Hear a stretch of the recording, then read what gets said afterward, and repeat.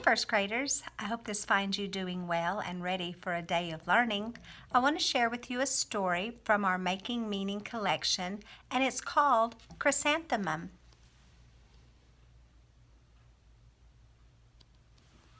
Now you might not know this, but chrysanthemum is the name of a flower, and it looks like this. And there's the title, Chrysanthemum, and there's the little mouse whose name is Chrysanthemum. Let's get ready for our story. While I read to you today, I want you to be thinking about the key details in our story.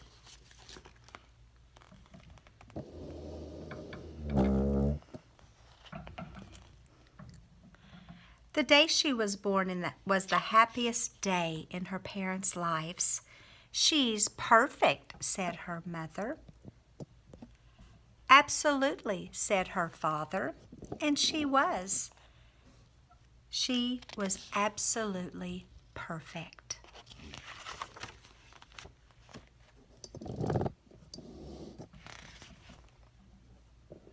"Her name must be everything she is," said her mother. "Her name must be absolutely perfect," said her father, and it was. Chrysanthemum. Her parents named her Chrysanthemum.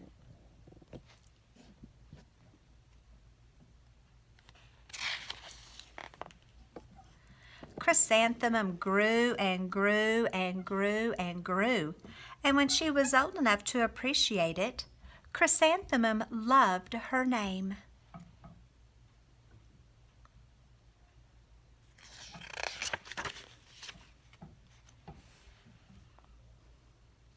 She loved the way it sounded when her mother woke her up, and she loved the way it sounded when her father called her for dinner, and she loved the way it sounded when she whispered it to herself in the bathroom mirror. Chrysanthemum, chrysanthemum, chrysanthemum. Would you say that with me, please? Chrysanthemum, chrysanthemum, chrysanthemum. Chrysanthemum loved the way it looked when it was written with ink on an envelope. And she loved the way it looked when it was written with icing on her birthday cake. And she loved the way it looked when she wrote it herself with her big, fat, orange crayon. Chrysanthemum, chrysanthemum, chrysanthemum. I'm going to zoom in closer so you can look at some of those details. Good. Chrysanthemum thought her name was absolutely perfect, and then she started school. On her first day, Chrysanthemum wore her sunniest dress and her brightest smile. She ran all the way. "Hooray!" said Chrysanthemum. "School!" But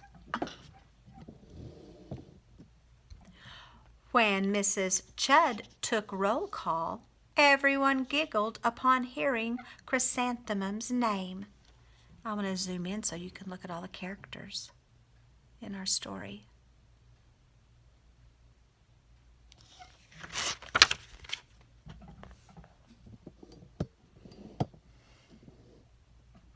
"It's so long," said Joe. "It scarcely fits on your name tag," said Rita, pointing. "I'm named after my grandmother," said Victoria. "You're named after a flower."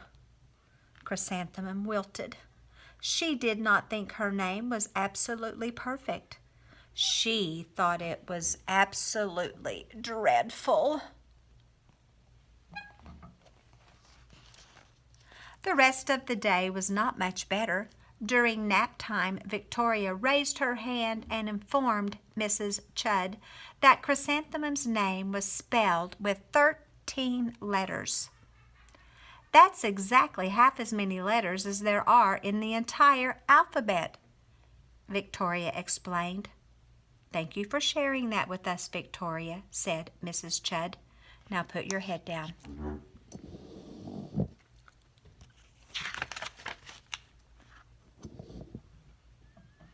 If If I had a name like yours, I would change it, Victoria said, as the students lined up to go home. I wish I could, thought Chrysanthemum miserably. Welcome home, said her mother. Welcome home, said her father. School is no place for me, said Chrysanthemum. My name is too long. It scarcely fits on my name tag, and I'm named after a flower. Oh, pish, said her mother. Your name is beautiful, and precious and priceless and fascinating and winsome, said her father. It's everything you are, said her mother. Absolutely perfect, said her father.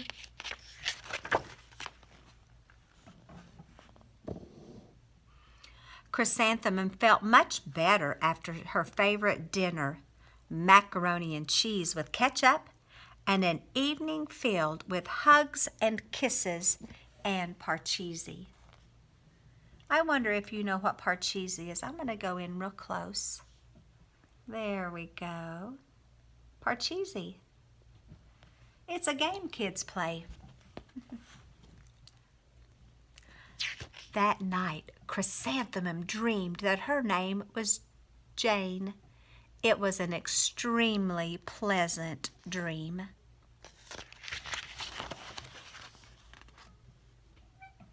The next morning, Chrysanthemum wore her most comfortable jumper. She walked to school as slowly as she could. She dragged her feet in the dirt. Chrysanthemum, chrysanthemum, chrysanthemum, she wrote. She even looks like a flower, said Victoria, as Chrysanthemum entered the playground. Let's pick her, said Rita, pointing. Let's smell her, said Joe. Chrysanthemum wilted. She did not think her name was absolutely perfect. She thought it was absolutely dreadful.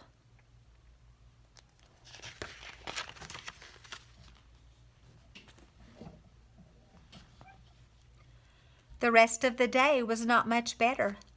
During nap time, Victoria raised her hand and said, "A chrysanthemum is a flower. It lives in a garden with worms and other dirty things." "Thank you for sharing that with us, Victoria," said Mrs. Chudd. "Now put your head down." "I just cannot believe your name," Victoria said as the students lined up to go home. "Neither can I," thought Chrysanthemum miserably.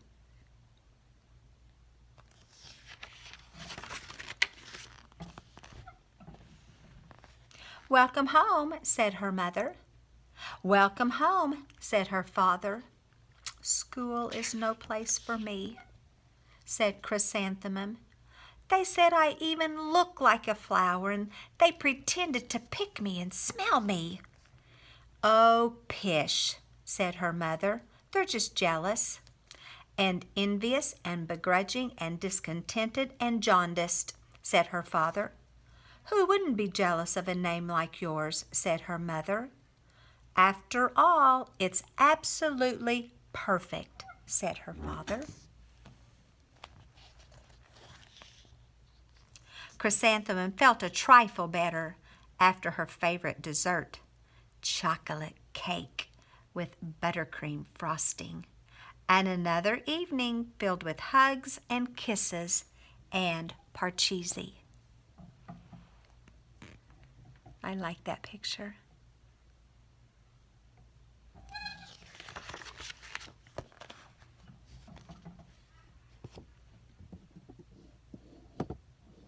That night, Chrysanthemum dreamed that she really was a chrysanthemum. She sprouted leaves and petals. Victoria picked her and plucked the leaves and petals one by one until there was nothing left but a scrawny stem. It was the worst nightmare of Chrysanthemum's life.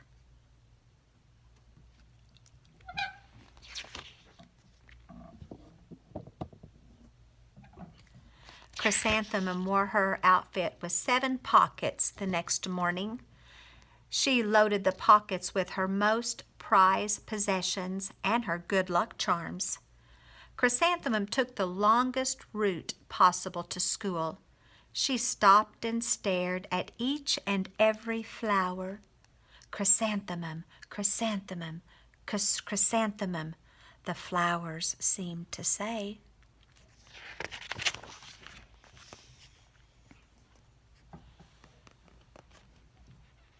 That morning, the students were introduced to Mrs. Twinkle, the music teacher.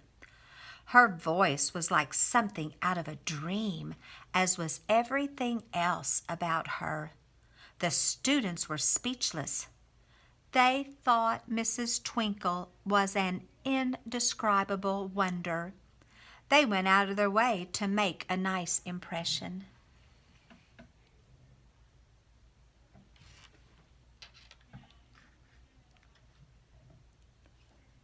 Mrs. Twinkle led the students in scales.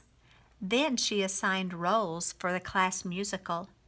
Victoria was chosen as the dainty fairy queen.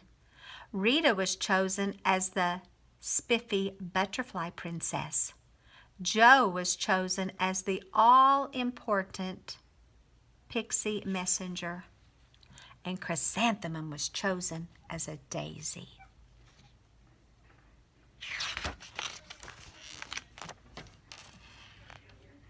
Chrysanthemum's a daisy, chrysanthemum's a daisy. Jo, Rita, and Victoria chanted, thinking it was wildly funny. Chrysanthemum wilted. She did not think her name was absolutely perfect. She thought it was absolutely dreadful. "What's so humorous?" asked Mrs. Twinkle. "Chrysanthemum," was the answer.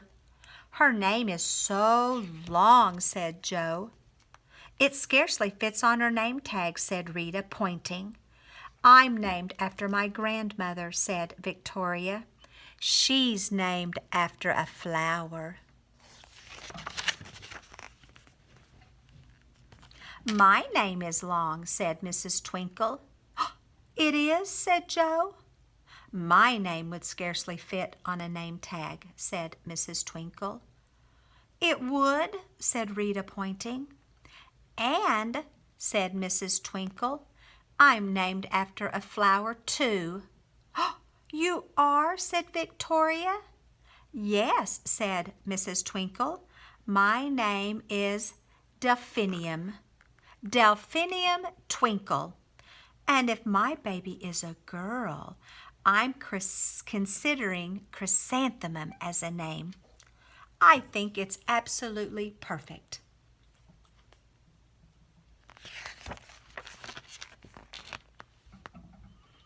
Jo, Rita, and Victoria looked at Chrysanthemum longingly.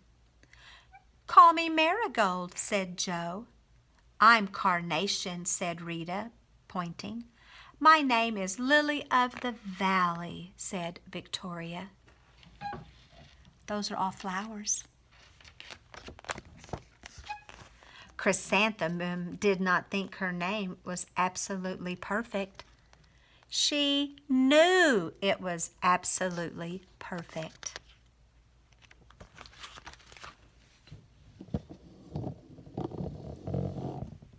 I hope you enjoyed that story about Chrysanthemum. And I hope you caught some of those key details. So, when we looked at our story and we were listening, we were supposed to be listening for some key details, and those key details will help us to answer some questions. So, in every story that we do, we think about the who, the what, the where, the when, and the why. And so let's think about that with this story. So, who? Who is in our story? Who are our characters? I hope you said Chrysanthemum and her mother and her father, and maybe you even could come up with some of the names of her friends. Well, they were her friends by the end of the story, weren't they? And then what? What is happening in this story?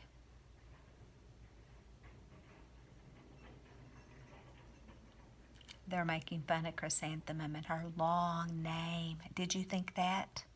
I hope you did. Where? Where does this story take place? I hope you said at her home and at her school. And you could even have said on the playground. Okay. When does this story take place?